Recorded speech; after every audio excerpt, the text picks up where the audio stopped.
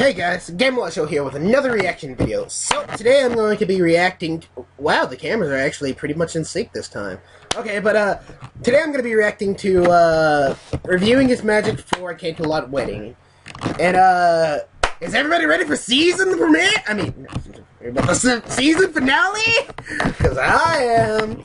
Once I have everything uploaded and done. Also, everything that will be posted today or tomorrow, or yesterday and today, have all been pre-recorded up till, like, maybe, like, the 10th episode. So, you can comment, but they're not going to mean anything in the next videos that come up. Also, all the episodes that follow will be, wait, 1, 2, 3, 1, 2, 3, 1, 2, 3. Okay, I was just trying to see, like, 1, 2, 3, 1, 2, 3. Okay, I was just trying to see if, like, the camera was synced up good enough. Yeah, I'm still using my Kindle camera, by the way. So, but anyway, let's not worry about that. Let's get this video. I'm sorry, my mind is confuzzled. Let's get this reaction video. Let's get this reaction. Jesus Christ, I'm having a hard time talking. Let's get this reaction video over with. Jesus Christ.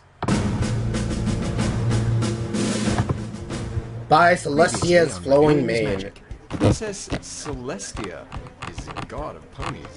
In fact, I think Twilight's the only one who hasn't blasphemed her name yet. He looks like Dr. She's definitely the Saint Michael of the group. You stay gay, boy girl. God loves the gay one. Just so long as they don't do anything to break it by somehow denying that Princess Celestia is... Oh, thundering frig! And now, the exciting conclusion. Alright, Banjo-Kazooie. Well, I guess God doesn't love the gay one. I mean, this doesn't look particularly omnipotent to me. I don't know that word means. Celestia's not God. Interesting. Makes me wonder what they set it up in the series for, though. But hey, it's not a total train wreck. It's still a good show, right?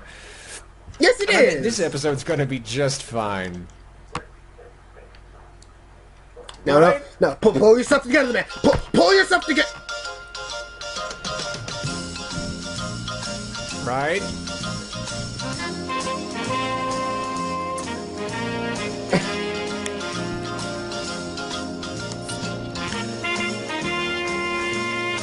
Okay.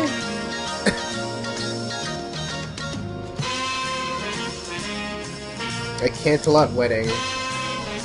My little Canterlot wedding critic.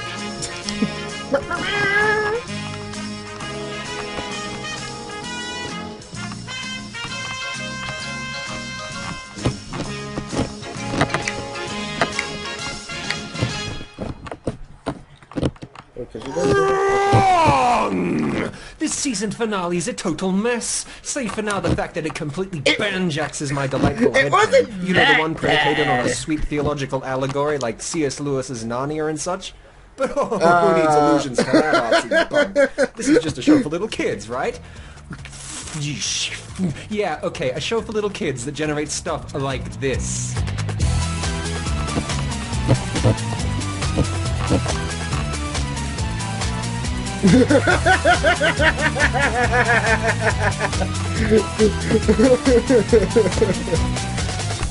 All that for a little kid's show, huh?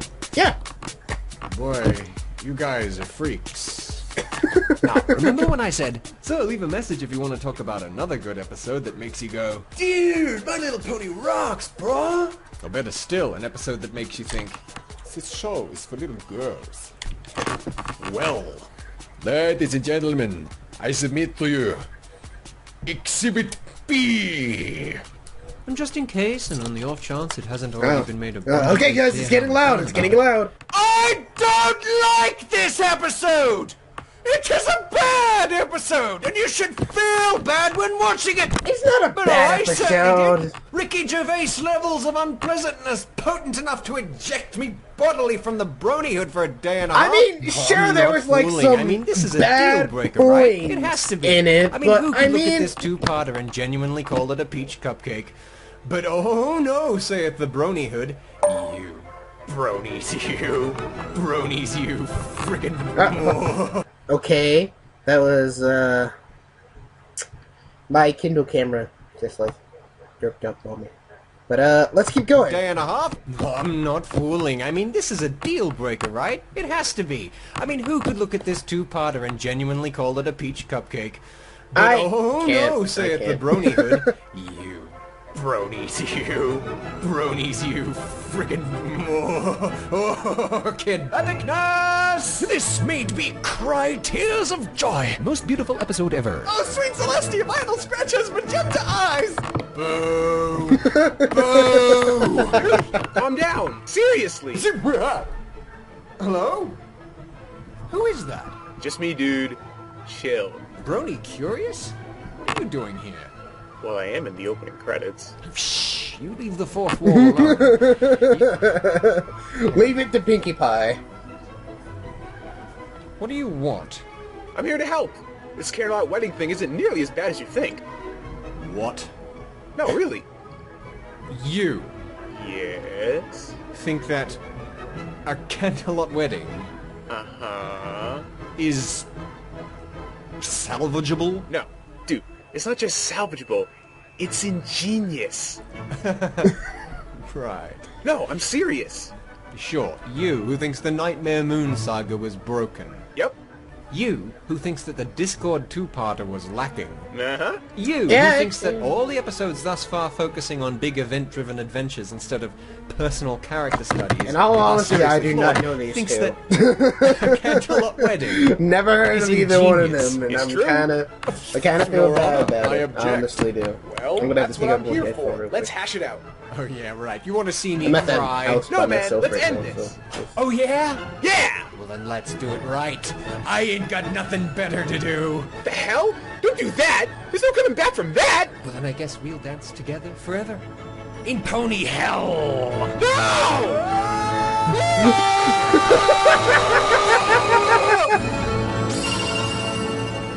Oh, there we are. Right. Pop that, Pelio. Are we ready? Please, take it away. Oh no. After you. Oh, alright then.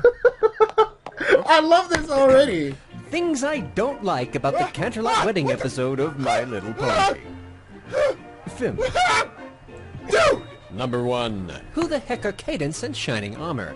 So everything is super in Equestria, the sun is shining, the birds are chirping, and the main 6 are enjoying a nice picnic. Suddenly Spike enters the scene to jumpstart the plot, as it happens that our frilly protagonists have been invited to a royal wedding at Canterlot Castle.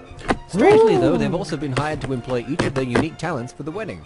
It's soon revealed that this is so because the yourself a wedding is slut. between some pony named Princess Sorry, Miyamori Rarity Cadenza fans. and She's Twilight's such a ever-loving slut. big brother Bag. and best friend forever, Shining Armor.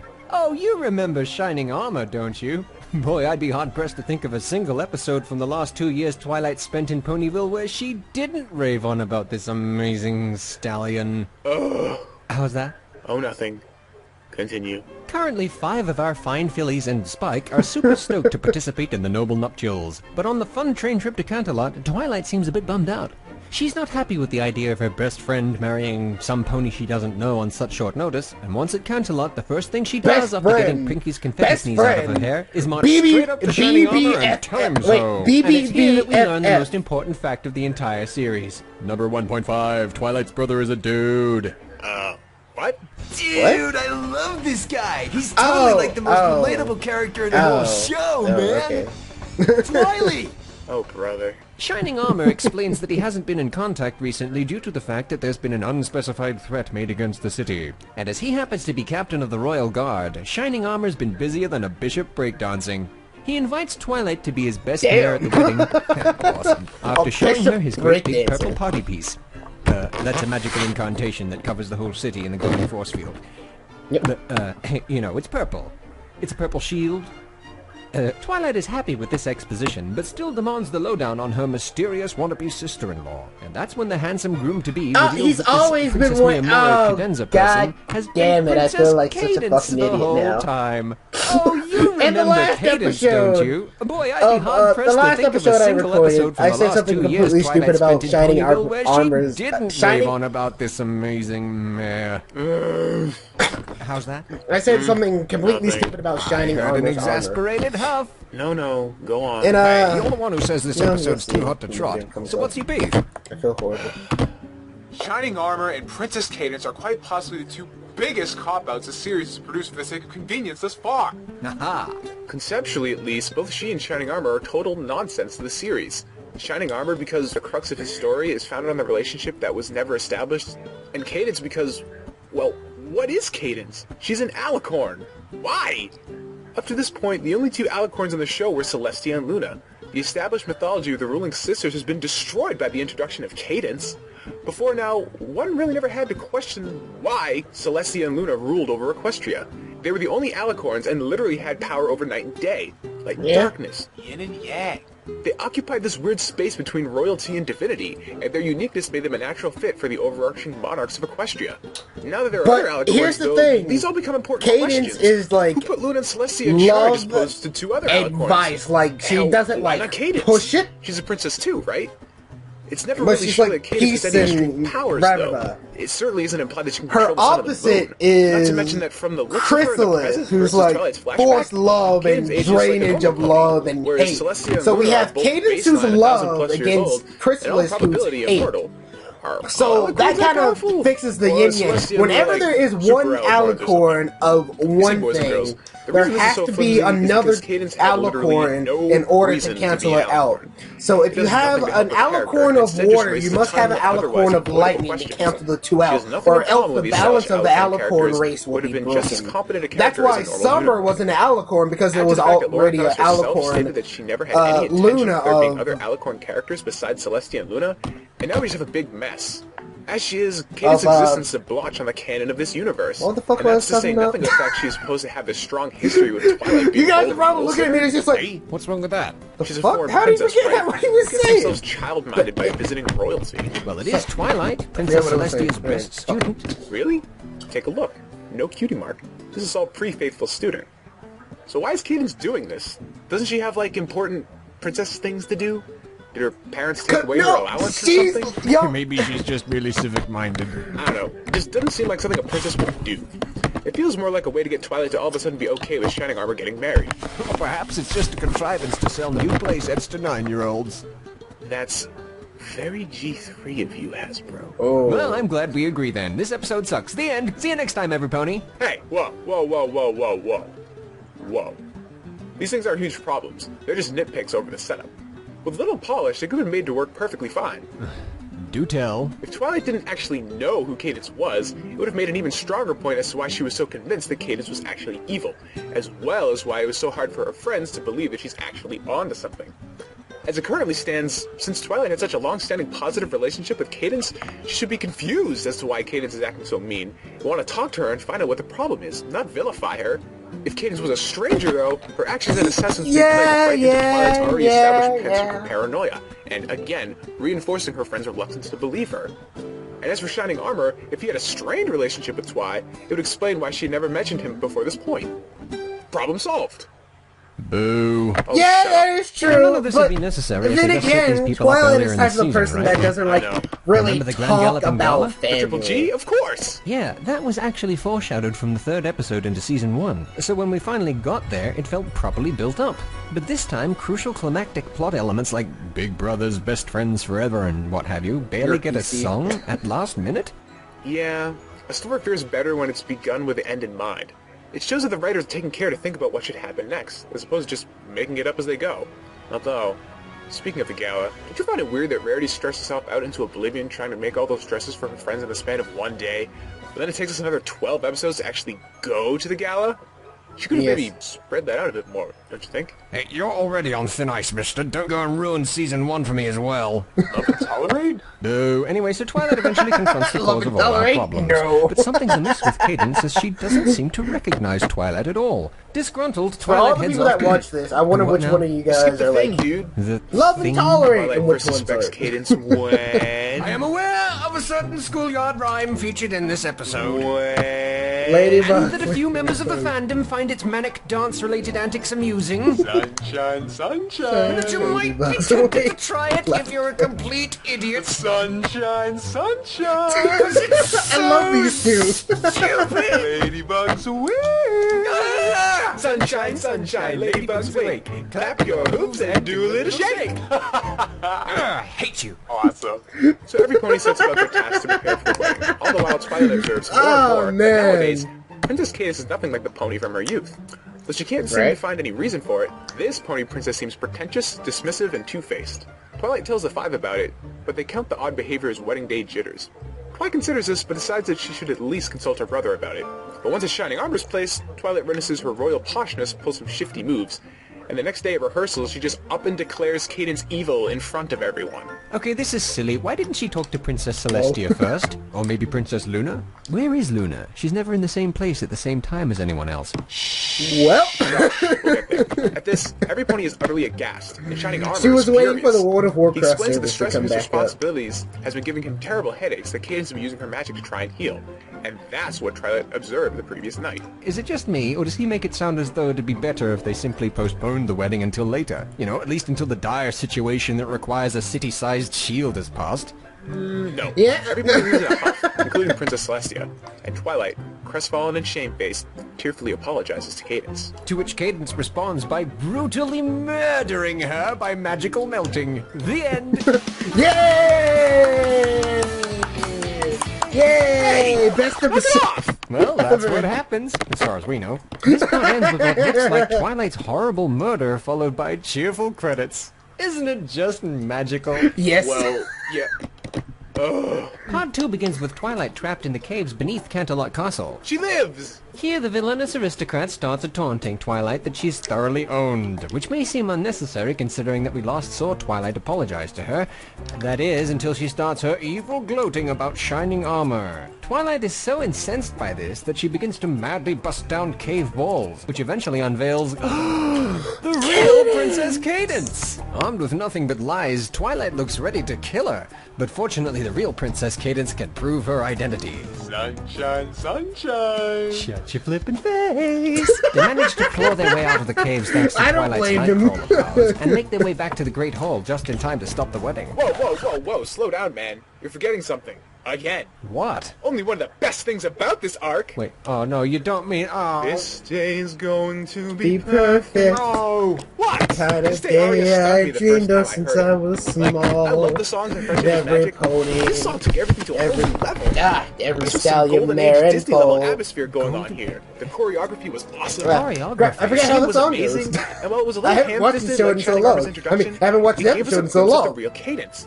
And we learned that she really does love Twilight's brother and is worthy of our care as an audience. Golden Age, what are you talking about? Dude, come on. The feels.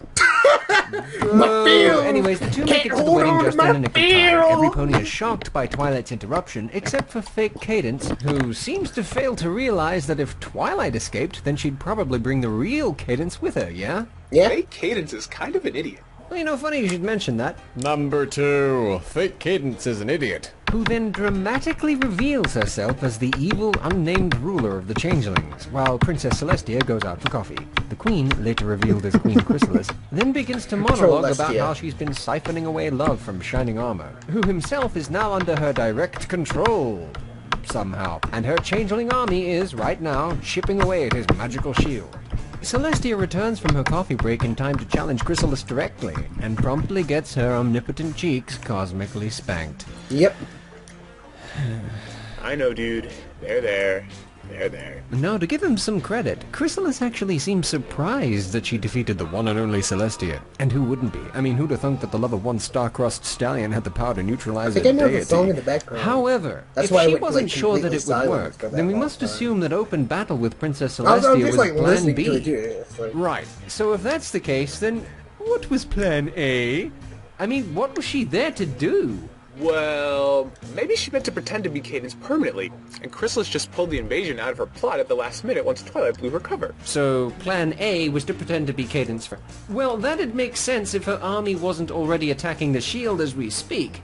This invasion looks clearly premeditated, and especially given how mean Chrysalis has been to every pony up until now. Oh, She doesn't seem to okay, really I care understand about it. keeping a low Oh, profile. God, I am so Whereas sorry. Twilight observes her being an ass to every pony, even to the point of forcing poor Rarity to make frivolous changes to a dress she could care less about. Doesn't really scream covert ops. And yet, open battle contradicts everything we're told about how the changelings roll. It's because she They're wanted to make sure covert that folk, he right? wasn't, Who like, will secretly actually eat your good shielding vibrations. Well, And then, nobody was there to make sure maybe that he doesn't it just love that wasn't gives getting changeling shielded. strength, but just strong emotion in general. Oh, bollocks. We were told that these creatures feed on love, and to do that they'd have to sneak in and pretend. If they can consume any emotion, why don't they just bop in and start terrorizing every pony instantly? Emotional buffet. Well, it must be because Shining Armor had that massive energy shield around Canterlot. Chrysalis needed to get him out of the way so her army could sneak in or invade. Well, he seems to be in her power now. Why doesn't she just order him to lower the shield? Was this a mistake? And see, the shield itself is a problem because it's not explained why it's up in the first place. Oh, there was a threat made against the city. But by whom? We must assume that it was by Chrysalis. But Chrysalis is already inside the shield. She would have had to have threatened the city whilst inside the city, and all by herself. Was that a mistake? And why would she be alone? Yeah, She has so an army that can look my like understanding anyone. of this so is we're that to the understand threat against that the all city on her was own, mentioned. Chrysalis sneaked into Canterlot to take down a shield that would never have been a problem if she hadn't sneaked into Canterlot. Unless, of course, the shield was already up before she got there. In which case, why doesn't her army just sneak in the way she did? Perhaps Chrysalis just sucks at planning. Well, I wonder what else sucks around here. Number 3. Where the fuck is Luna? 1 minute, the illustrious Princess of Darkness is there to safeguard the nighttime, and then like that, she's gone. What the fudge? Did they really think we wouldn't notice? Dude, drop it. What? No, seriously. Princess Luna has her part to play. Just ignore it for now. Ignore it? Uh-huh. Trust me. Fine. The changelings break through and run amok. Queen Chrysalis just stands there and lets her Luna enemies is get the, away as the main comic signal for the relief elements, with of not this a second entire to notice thing. that Shining Armor's finest have all gone on holiday. Not to be out embarrassed by this level of Speaking of legendary comics, have you guys please read face the their own Question battle comics beyond the might of the lately? party cannon and find themselves dragged back to the Great Hall, rendering the entire scene narratively pointless. Hey, come on, man! The party cannon ruled! Party cannon ruled. Party cannon ruled! Party cannon ruled. And don't forget the Twilight Laser Gatling Gun! Did you ever say you saw a pink pony use a unicorn as a magical powered stationary weapon of lavender lasery death? Cry some more! Anyways, the ponies are captured once again, while the Queen instructs her army to go and feed. On what they should feed, it isn't made clear, but since they start subjugating the citizens of Canterlot by force, we must assume that they've since developed a taste for hatred. Twilight attempts to free Cadence. This time, just to shake things up, Chrysalis now employs the ancient and mystical changeling strategy known as just stand there and let your enemy get away, with releasing the captive white mage, who then proceeds to heal the guy who can cast the protection shield against her, though he would fail to do so but for the power of Cadence's love. And it's here we get Love. this bunk. My power is useless now. I don't have the strength to repel them. My love will give you strength. What a lovely but absolutely ridiculous sentiment. Ridiculous sentiment! Oh boy. So your entire race of Whoozits gains strength from the pilfered love of others, a method of attaining power you just utilized to vanquish Celestia, but when someone else tries the exact same thing right in front of you, it's a ridiculous sentiment? Okay, which leprous promo monkey's responsible for this noise? Quick, someone dispatch the EPA to Hasbro. Halliburton's obviously been shale fracking nearby and the gas is escorting to Studio B! Hello? Is anyone still conscious? Ah! There was actually a double meaning in the song. The song is in the key of D-flat major, just like Winter Wrap-Up. That means that the root chord is a D-flat major chord. Usually an A-flat major chord will lead into a D-flat major. This is the 5-1 chord progression, and is also known as the authentic cadence. Now it seems to resolve to a sadder chord at the end of the phrase. Instead of ending on the D-flat major around 1 minute 16, it lands on the B-flat minor, the relative minor of the D-flat major. Now when a chord progression seems to be heading to the root chord, but lands on the relative minor instead, that is called a deceptive cadence. That's ingenious. Maybe they should give the story to the sound guy. Go so deep into a kid Look now, show. somebody's being entertained. I mean, Well, okay, hey, that look, was I know kinda sometimes cool. I But you go know, a it doesn't little bit rescue the too resolution far. to this But, story, I mean, which only wraps up because Chrysalis is a demonstrable idiot. Just have fun with it. Maybe. Give me a break. Everything she does is nonsense. And what is with this weird message the show ends with? Weird message? Just watch. Cadence uses her magical love beams to fix Shining Armor, who then Magical makes the love spell and hits the reset button. They don't bother capturing Chrysalis as Team Rocket blasts off again. Boy, good thing she was Team standing near a Rocket? window. Who's-its and what's-her-face tie the knot before yeah, that's Dashi true. pulls off a sonic rain boom, against gravity no less, and we all live stupidly ever after, blissfully ensconced in a thick cloud of cognitive dissonance to the fact that we didn't actually learn anything. And as for the bad guy and her purpose? Well, my guess is you'll never hear from her again. Dude, what are you talking about? What? What do you mean? You think you don't get it, but how could you not? Isn't it obvious? Beg your pardon? It's all an allegory for love. The love that conquers all. Cadence's love healed Shining Armor and gave him the strength to dispel the bad guy who Wait, I tricked got a him. question. So if one Chrysalis who alicorn don't really dies, understand love and treat us does other something beings happen like a to the tool other treat alicorn? people? Like, if we were to Of course we found kill out in the Luna, end. would something It's happen the to love of Celestia friends since and the family that gives us the balance would strength be to defeat them. broken? That's the moral. Or moral. will But Celestia, love is like, good. have, like, a darker Isn't that side great? to her? Well, of course and it's just be like, great. I am We already know that Celestia, love is good. dark But see, and here's the evil. thing. I can't So, shoot great whenever she streaming looks into a jets mirror, out it'd of just my be like- forehead. And therefore, I'm completely at a loss as to see how it was Just the supposed to have make- saved the And she, like, day. looks If down and there's she, an like, looks allegory up here, and, I'm like, the struggling to top see corners it. of her eyes Is there towards a the mirror, and meaning the mirror is behind like- this strange metaphysical representation of love. Just, like, I'll looking show you what down I mean. at her and See, just we're like- told at the start of part 2 that love is a Hello, tangible thing, Celestia. similar to electricity, I look which pretty can be confused. physically stolen and Gotta actually look at used the against lighting people works like in a my weapon. room. Right. This doesn't make any literal sense in the real world, but it does make metaphorical sense if, like you say, Chrysalis is an allegory for shady people who curry the affections of decent folk for selfish reasons, etc. And that's a good thing. I want to see that on TV. I mean, Oh, how crap, do you I'm deal yawning. with people like that? Well, according to this delightful episode, the all-encompassing power of true love will somehow save you from them, blah, blah, blah. Just But imagine if there's that's like so, a then heart in front of firstly, me right when here. Chrysalis squared off against the princess with the power of Nerb, then what was Celestia running Oh. on? Duracells? What was Her Highness even trying to do here? For what is this scene a metaphor? That love can defeat God? But God is love, right? All this scene proves is that Celestia isn't God. God can defeat thanks. love. I mean, Thanks love for can that. defeat And God. my final word on that matter, imagine for a moment when C.S. Lewis's The Lion, the Witch, Jimmy! and the Wardrobe. We get to the part where Aslan Sorry about sacrifices my dog. himself to the White Witch, and that's it. She wins. The end. Remove all theological illusion from this story, and that's what you'd get. Jimmy! Come to think of it, the whole adventure probably wouldn't Probably gonna have exist. to go outside a That little and The Lord of the Rings, and a whole bunch of other great fiction. Oh, it's just- Can you maybe now see how this might rub some people the wrong way? And lastly, what Rubber, is rubber, this rubber. scene supposed to be? Hey, whoa, what do you mean? That one's a no-brainer. Do tell. It's the part where Cadence's much mercy love and do I have kindness in gives her this? beloved the power to defeat the I man who have tricked a him. lot It shows us that left love of is this. powerful because the Holy people you love are there crap. to help you when you can't. or I won't kinda help don't want to yourself. watch this That's an anymore. excellent Well, bully, but if Cadence's mystical beams of glowy love radiation were able to save the day, it's only because A, Chrysalis just stands there and lets her for some baffling reason, and B, Cadence was released from prison. And how did that come to pass? Because Twilight busted Twilight? her out. Exactly, after being put there herself for hectoring the fake Cadence so much. Love didn't save the day, Twilight's mistrust did. There's your moral. Kids, if you suspect someone you love has fallen prey to an emotional leech, then never stop doubting them. Oh, come on! No, for serious. Even I gotta go Princess call up Celestia Caleb says then. so. This is your Wait. victory as much as theirs. I gotta go call up Caleb You then. persisted in Hey, the face of Caleb, doubt, you need and to your back off actions that led woman. to She's being an able to bring emotional the real leech. Princess Cadence No, don't to ever us. tell a man, another man Learning to that. trust your instincts is a valuable lesson to learn. Oh, crap. Well, Now, where have I heard that before? so... back in action. Except this time the cameras are out of sync. Darn it. Alright. The Celestia says so. This is your victory as much as theirs. You persisted in the face of doubt, and your actions led to your being able to bring the real Princess Cadence back to us.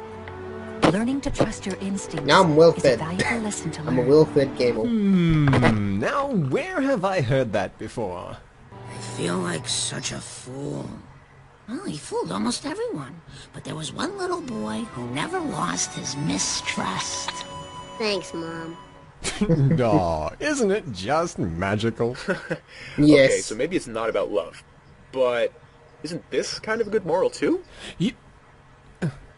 Kind of. Well, you got me there. Good. Now everybody shut up and dance.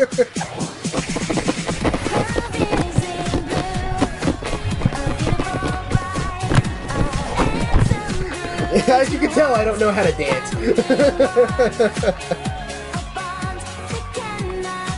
So instead, I'll just sit in the back corner. Did I miss anything? What? Did you miss anything? How about everything? Where have you been, you recalcitrant banana? Technical difficulties. Angel? What are you doing? Pimply butthole! Piplet. Thank you. That's it. What the fuck? It's over. The series is broken and I'm going home. It's ingenious. I'm gonna stand here for like 20 seconds to give you a chance to carefully explain to me how. 20 seconds. How is it ingenious? 20 Are you seconds familiar with start now. Silmarillion? Well, I better be by now, but yes, I am. What about it? Tolkien's unfinished history of Middle-earth and the universe of Ea featured a classic example of the battles between good and evil. After creating the world, the Holy Father Uru sent his angels, the Valar, to rule over it, including Melkor, the one to fall. Melkor was an evil, jealous tyrant who wrought nothing but chaos, and who Alright, was 20 defeated by the seconds over Valar now. many times and eventually captured. Alright, but what's this got to do with... Eventually he was released and found his way back to polite company after eons spent imprisoned. Feigning repentance, he once again lived among the Valar of Arman, where he hatched an evil plan to steal the light of the world and violently betray his brethren. Oh, I get it. Chrysalis steals love, the light of the world. The secret fire against which dark fire will not avail you, flame of Udun.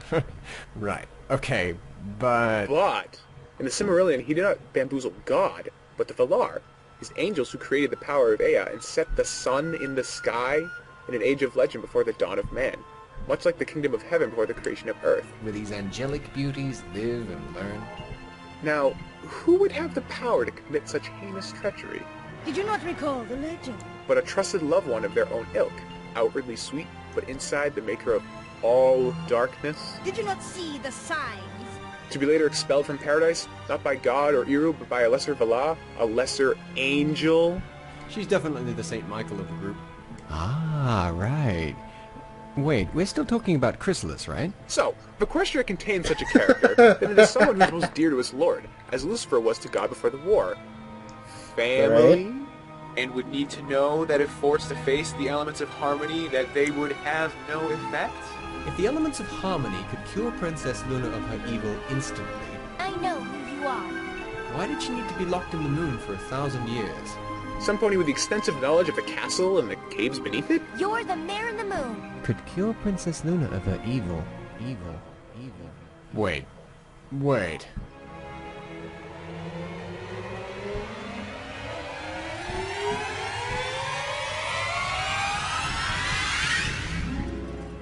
And who could that be? Nightmare moon.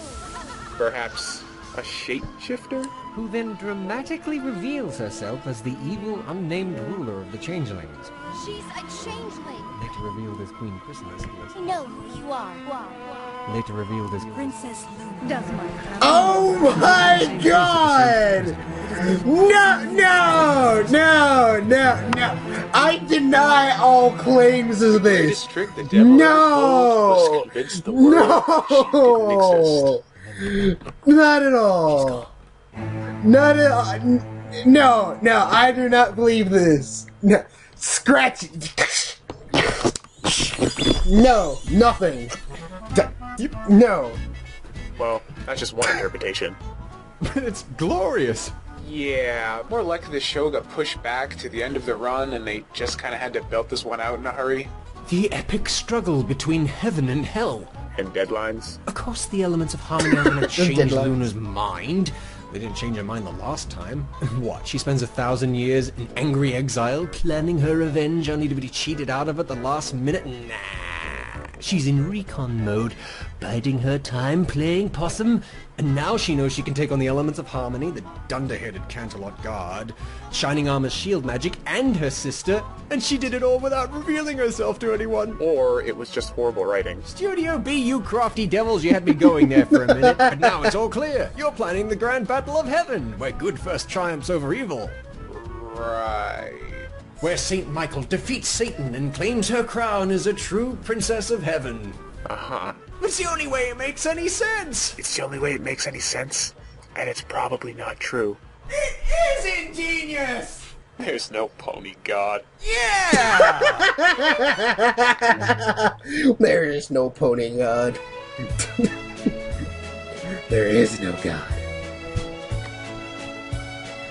Well, that was something.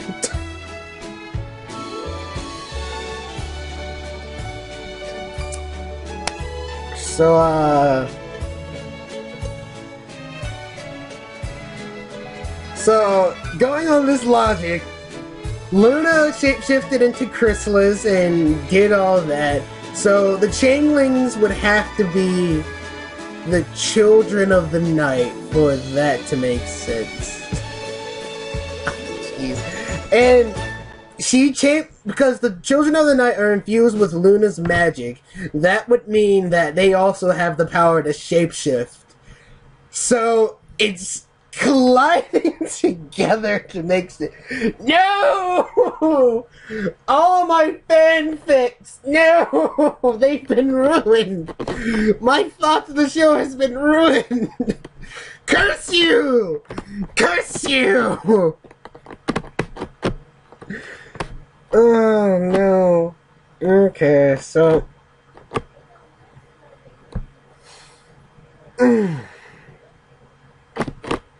you, the person who told me to watch this, you knew this was gonna happen! You knew this was gonna happen! I should be pointing my finger into the camera. You knew this was gonna happen! Only you. Only you could have prevented this. You know what? I don't accept this. Wanna know why? It's because I know that none of this matters. And the reason for that is nobody cares.